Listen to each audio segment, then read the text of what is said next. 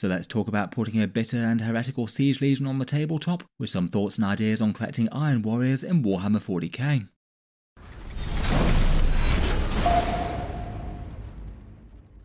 Hello and welcome back to Auspex Tactics, where today we're talking Chaos Marines and Iron Warriors specifically, with an overview of possibilities for collecting the faction to put on the tabletop for Warhammer 40k. In the video, let's talk about the lore of the faction and the model range that they can draw on, ways that you could put them on the tabletop, and some options for first purchases and expanding an army from there. Loads to talk about, so let's jump straight in. Like the rest of the Chaos Space Marine legions, the Iron Warriors have a pretty well developed backstory. Their tale and that of their prime arc is well explored in the Great Big Horus Heresy series, of course turning against the Emperor's light and following the War Master in the cataclysmic civil war that split the galaxy. The Iron Warriors are the bitter legion of their Primarch Perturabo, the 4th legion of Space Marines, and in the Great Crusade they tended to be experts in methodical destruction, siege warfare and attrition tactics, with specialty for massive firepower, and always willing to pay a heavy price if necessary if it delivered eventual victory. During the Great Crusade, Perturabo's legion bore much of the heavy lifting, more so than some of the other legions of Space Marines out there, incurring enormous losses and perhaps winning some of the toughest campaigns, but never getting the recognition they felt they deserved. As a result, they joined the War Master, that didn't really embrace the Chaos deities quite so much, preferring mechanical augmentation and sheer might to get the job done. In particular, their famed rivals of the Imperial Fists, aiming to cast down their great fortresses wherever they might find them, and very nearly ended the Legion outright during the Horus Heresy and the Iron Cage incident, Rogel Dawn only being saved by the arrival of the Ultramarines. In the 41st millennium, they're an active, powerful legion, presided over by their Demon Primarch, making great use of bionics, demon engines, and armoured warfare, and closely aligned with the heretics of the Dark Mechanicum, certainly a very dangerous foe to be fighting against.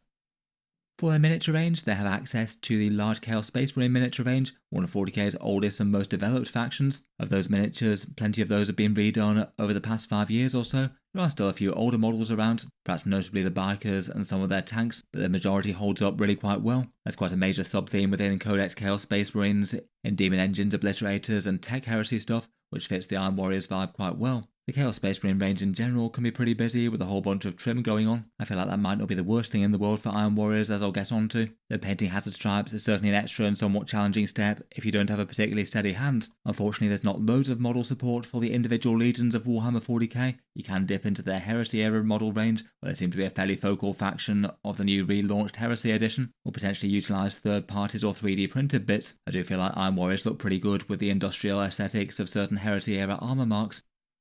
The Chaos Marine range is quite a big one though, for a few tasters. Here's a possessed Warp Talon and a Demon Prince at the front. There's a Vindicator as a nice siege tank very appropriate for the Iron Warriors, and they're often well known for using their cultists as expendable cannon fodder to distract the enemy guns with waves of human assaults, while the Astartes get the real objective done. Basically, tanks, demon engines and obliterators are pretty well in line with the Legion's theme. It's maybe a bit telling that this Mauler Fiend and the Predator Annihilator are painted in their colour schemes in some of the Games Workshop stock art. Their experimentation with mechanisms having far more free reign than the constrained tech priest of the Imperium. Here's one of the pre-Heresy armour marks with the Mark II Crusade armour marines. They stand a little bit smaller than standard legionaries, but not so much that it makes a huge difference in my opinion. I do quite like the industrial aesthetic that these guys have. As you can see, Games Workshop painted them up in Iron Warriors colours themselves. There's plenty more Heresy era options, cataphractic Terminators, again with some big chunky heavy armour. And other things could be relevant, such as maybe proxying some Sassanine Terminators for Obliterators if you wanted to, perhaps being a bit less technology and a bit more mutated. Otherwise, for things to add some theme, they've got some themed heads and shoulder pads from the Heresy era range. They're a bit expensive though, as they're made of resin, plus do have a transfer sheet. Then they do have a bunch of specific miniatures, including some unique Terminators, maybe not quite so good proxies for 40k though, with the missile packs. The Warsmith could do rather well for a Warpsmith or a Chaos Lord potentially though. They've got a particularly fun sculpt for a Battle Automata, and you can get Perturabo himself. He is an active Primarch in 40k, so no reason that you shouldn't be able to field him lore-wise. He just doesn't have a profile or model at the moment. You could maybe run him as a count-size for Abaddon perhaps. Price-wise, Chaos Space Marines in general tend to be one of the slightly cheaper armies to collect in Warhammer 40k. Space Marines are quite elite, and it might mean that you don't need quite so many of them, particularly if going for some of their chunkier armoured elites like Obliterators or Terminators. Several of those plastic Heresy Era kits can get more models versus the 40k for the price that you pay as well. In-game, they'd use the rules from Codex Chaos Space Marines, and the core rule that they get are the Dark Pacts, allowing you to risk some damage for some blessings from beyond, giving you either lethal hits or sustained hits as needed. Certainly not bad for amping up a bit of firepower. They've got plenty of units that are very effective both at range and in melee. maybe having a little bit more of a melee focus versus the Loyalist Societies perhaps, that can do both pretty well in 10th. For detachment choice, the Iron Warriors do have a themed one in the Fellhammer Siege host, though generally it hasn't been all that strong in game. Maybe not absolutely unusable casually, but not really seen any sort of competitive success. Otherwise you could make use of the Soulforged War Pack, the Vastral themed one, as that directly helps out demon engines if you want lots of those. You can absolutely use any detachments that you might want to though. Renegade Raiders maybe seems like the single strongest right now, and that still does fine for mechanised infantry and gun tanks and things. The Soulforged pack maybe works okay casually. It is quite a popular one, but doesn't tend to top tournaments all that often. The in-game strength Chaos Space Marines are doing alright in 40k currently. I'd argue neither overly strong nor overly weak, though that's not something I'd really have in mind when choosing a 40k army, as Games Workshop just literally changes the game rules pretty much all the time. By the time that you've collected things up, the lie of the lands might look quite different. In any case though, if you want to collect a grim bitter army of heretic warsmiths with some heavy firepower, then the Iron Warriors might be for you. Before we move on to planning, collecting and playing an army, I'll just give a quick shout out to today's video sponsor in +2 to Paint, a commission painting studio based in the Midlands in the UK, run by a very talented competition winning painter called Dan. The idea with commission painters is that if you have a character centerpiece or an entire army that you want painted up to a certain level, you get in touch with them and ask for a quote, and they work with you to deliver the project that you want. The main two levels that +2 to Paint works with are either a sort of tabletop plus, which is already pretty spectacular in my opinion, that can go all the way up to highest end display level, probably best for HQs and centerpieces taken to the absolute next level including freehand conversion work and things. I must admit I always enjoy seeing his work. Here's a couple of examples of the competition winning pieces he's done. A great big Minotaur Beast thing, and a Necromunda squad winning some big prizes at the Sir Coates Painting Masters. I quite enjoyed his rendition of Ghazghkull Thraka as well, with some cool bullet details and some pretty awesome freehand on the flag for Makari. In any case, if you'd be interested in reaching out and asking for a quote for a squad model or army, then check out the link down in the video description. They can ship worldwide from the UK. I can certainly recommend them personally. They will charge you a reasonable amount, but obviously bear in mind just how much time and effort's going into these ones. In any case, thanks to them for sponsoring the video. If you do decide to go down the route of collecting the Twisted Sons of Perturabo, there's a few ways in which you could think about planning an army. Picking up Codex Chaos Space Marines might not be the worst idea in the world fairly early on. That does have the unit profiles, rules and lore, plus some nice miniature galleries from Games Workshop. For backstory on the Iron Warriors though, as mentioned, there's plenty. Lots of novels from the Horus Heresy, and you can find plenty on YouTube as well. If you wanted to put together an army list, you could think about taking a look at New Recruits and Warhammer to have a mess with some points values and see roughly how many units an army of any given points cost that you might want to play would take, and potentially even try before you buy as well. You could proxy models in if you have other ones to spare, or play via Tabletop Simulator if that's something that you're into. Here on YouTube there's loads of things that you could use to get better acquainted with the faction as well. On this channel I've made a Chaos Space Marines unit's strengths and weaknesses overview, plus a relatively recent faction overview video as well, going a bit more in depth on some detachments. There's loads of battle reports, painting guides and lore on all manner of other channels though. I'd also likely recommend following along with Chaos Space Marines Discord servers, Facebook groups and subreddits. Most of the major 40k factions have at least some representation, and can be a nice place to ask some new questions for newer players, or just to see what people of any given faction are talking about. For planning an army, early on in the process I would think about what an 1000 point or 2000 point army list might look like, likely using New Recruits, Warhammer or the Warhammer 40k app. I think that just helps having an overall vision for what you might achieve with the miniatures, deciding whether or not you're just going for a fairly balanced Chaos Space Marine army with an Iron Warriors aesthetic, or if you're really going to try and tailor all the unit choices or their playstyle to the Legion. As mentioned, Iron Warriors are perhaps more known for big firepower tanks and demon engines, and maybe the standard Chaos Space Marine infantry a bit more, perhaps more so than possessed mutants and psychers. You could theme an army to a certain detachment. There's a big 10 to choose from Chaos Space Marines now. And you could build an army that's themed around one given warband, maybe have your name's Lord as your charismatic leader HQ who builds his force around him, and his warband might have particular preferences that go one way or another and might differ to a greater or lesser extent with the wider Legion. It's a big galaxy out there. You could also add some allies as well. Things like demons or knights could be options for Chaos Space Marines, maybe some twisted Chaos Knights being a bit more likely given the lore. For getting some paint on the miniatures, likely painting up a Chaos Space Marine Legionary would be a good start. They're relatively representative of the faction as a whole, and quite a lot lower investment than certain great big tanks, monsters or vehicles or characters. And if you have a go with your paint scheme and decide that it's not quite doing it for you, it's quite a lot less high stakes if you have to undo bits of it and start again. There's a fair few options with how you might achieve their iconic sort of gunmetal, brass plating and hazard stripes kind of theme. I've been painting up a few Iron Warriors myself recently. You could spray in metal, though quite a few guides I've seen generally advise painting black first and then dry brushing up the metal so you have a bit of instant definition. They do have a massive amount of trim, though it is possible to get quite a nice rough and ready effect by painting some yellow contrast over metal. I feel like that's really quite effective and has sped up the process massively. Different people have different takes on how you might do hazard stripes. I'll watch a few painting guides and try your best to follow along. I feel like probably the fastest way is just to freehand it and maybe try and disguise any mistakes that are too big with a bit of battle damage. I've seen some people advocate black marker pens over yellow or using some sort of spray and masking technique. For basing, given the miniatures tend to be a little bit more on the drab side than certain 40k ones, it might be best to go for a brighter base so there's a bit more contrast between the miniature and the base they're standing on.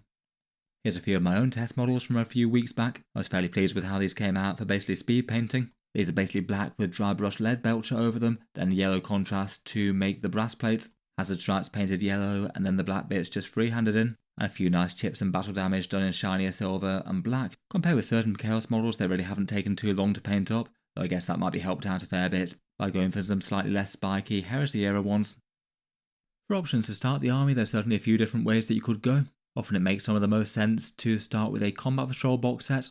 That maybe depends on how much you like the miniatures and how much they fit into your aesthetics. Otherwise, perhaps if you just wanted to get a small kit to dip a toe into the army and see if you like it, perhaps some Chaos Space Marine Legionaries. Or otherwise, if you wanted some Crusade style armor, you could go for that Saturnine box set, or potentially look on places where people are selling miniatures and see if you could get any elements of that might be of use to you. Then when expanding from there, I'd probably fairly rapidly go for things that just appeal to you most in terms of looks or lore, or you think you're going to get loads of use out of them on the tabletop, and perhaps in particular some heavy damage dealers to handle some enemy armor and elites. The Chaos Space Marine Combat Patrols generally considered at least a fairly good one. Mostly really quite recent models. You have a Master of Possession leading a squad of 5 possessed. They came out in later 9th edition, so haven't been out all that long, and quite big, chunky and fun miniatures. Depends on how much you want to go down mutations though, which the Legion doesn't tend to have loads of. They're fairly pragmatic though, and different warbands do their own things. There are definitely examples of Iron Warriors possessed in the lore, though just maybe not quite as many compared with Word Bearers. Otherwise though, they get a squad of 10 Legionaries, so quite nice to have the base troops for the army, pretty good for any Chaos Space Marine Legion, and then a squad of cultists, which as mentioned can be pretty handy both on the tabletop and for being thrown into battle. In tabletop terms, pretty much all of this is really quite usable. The one weak link of the box set at the moment is the Master of Possession, despite having quite a fun Chaos Shaman sort of model. For some reason it just doesn't really add all that much to his squad. When buying 40k miniatures, particularly if you're newer to the game, and certainly bear in mind the different ways in which that you can do so. Direct from Games Workshop's own Warhammer web store is usually the most reliable but also the most expensive. As a first port of call, I'd usually go via local gaming stores or other discount retailers online, selling the same plastic kits they get from Games Workshop but at a 10 to 20% discount. I've got a number of examples of those linked down in the video description. Element Games often has around 15% off in the UK.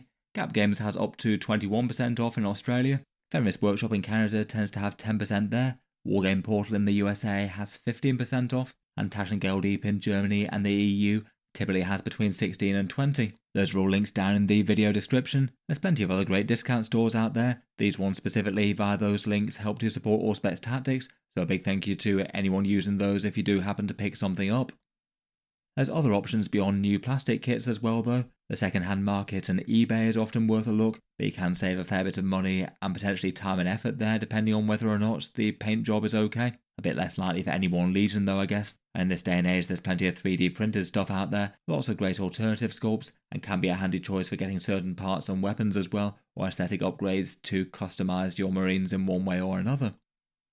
In any case, getting back to getting a core of an army together and expanding from there, it does feel like there's a few things that feel more staples for the Iron Warriors, at least thematic wise. Things like Legionaries, Terminators, Chaos Lords and Chosen. The Warpsmith could be a good HQ to repair some tanks and demon engines. Havocs and Obliterators are very on theme. Some cultists for some cannon fodder, and as mentioned you could run Perturabo himself as Abaddon in game. For the combat patrol units, they tend to be pretty handy on the tabletop. Legionaries can be fairly punchy when jumping out of a rhino, often with a Chaos Lord, and quite nice troops to scrap for the midboard, and Chaos Cultists are basically also including Chaos Space Marine armies as cheap objective grabbers and nuisance units, and particularly having the sticky objectives rule, which is just quite nice for giving you a good chance of just scoring a few more victory points as they go about doing their things. Possessed can be a fairly punchy melee rush unit as well, particularly with their devastating wounds. They might just struggle a bit more against really tough stuff with high saves. If you did wind up getting a combat patrol, I feel like a Chaos Rhino could be quite a nice pickup. It could be an option to be a staging bunker for the legionaries, and you could potentially get some Chaos Chosen to go jumping out of it as well. It feels like one of the most staple core damage dealer combos in 10th edition for the Chaos Space Marines has been Chaos Lords with either legionaries or Chosen jumping out of those. Chosen bringing advance and charge and some better quality melee of their own. The legionaries bringing cheapness, objective OC, and some handy V-rolls against things on objectives that can buff the Lord's big damage profile. Fortunately for the Iron Warriors, Chaos Space Marine armor has tended to be really quite strong in 10th. Perhaps in particular, the Vindicator and the Chaos Predator have been staples. Vindicators are just very nice with some big hitting anti-tank damage, particularly with sustained hits on the go for Dark Packs, and they can be helped out with their firepower against things on objectives and Renegade Raiders perhaps. And for the Predator tanks, I've seen more people run the Predator Destructor, so the auto cannon on the turret, then a pair of las cannons on the sponsons, and overall you get really quite a nice general purpose gun turret vehicle. Again, for stronger options for some tech heresy, both the Lord Discordant and Vashtor the Archifane got some buffs recently. The Lord Discordant I think is a particularly fun model riding his Hellstalker about. Previously his stats just weren't great for the points cost, though Games Workshop helped him out on a number of levels. As per the balanced data slate, he can now move 14 inches now, which is super fast. And Vashtor the Archifane is an avatar of the Chaos Minor deity of the Forge, and feels like a patron that the Iron Warriors would certainly like to bless their demon engines for some better efficiency. If trying to get some points on the table for the money, the Warp Forge set is a standout one for the Chaos Space Marines. Again, Obliterators and the Venom Crawler feel pretty Iron Warriors. I say both maybe a little bit more middling in game as opposed to crazy standout, though the Venom Crawler certainly got helped out with the points cut that it had recently down to 110. The Obliterators just pay a bit of a premium but do have very general purpose firepower, the Venom Crawler being a specialist in destroying enemy medium infantry. Otherwise, to round up a few more of their on-theme units, the Chaos Terminators might not be one of the very most standout units of the Codex right now, though they do get you a lot of points on the table, and are just pretty iconic elites for the faction. Forge Fiends and Mauler Fiends are both usable, some nice scary damage dealer Dinobots, that would probably rate the Predators and the Vindicators just a little bit higher right now. Havocs I think could do with just being a little bit cheaper, they're really not too far behind, and do put out some nice firepower. I just feel like they're just not really quite as tough as the gun tanks and start to take meaningful casualties instantly, which maybe isn't great if they're hitting with at least somewhat similar firepower to the tanks out there.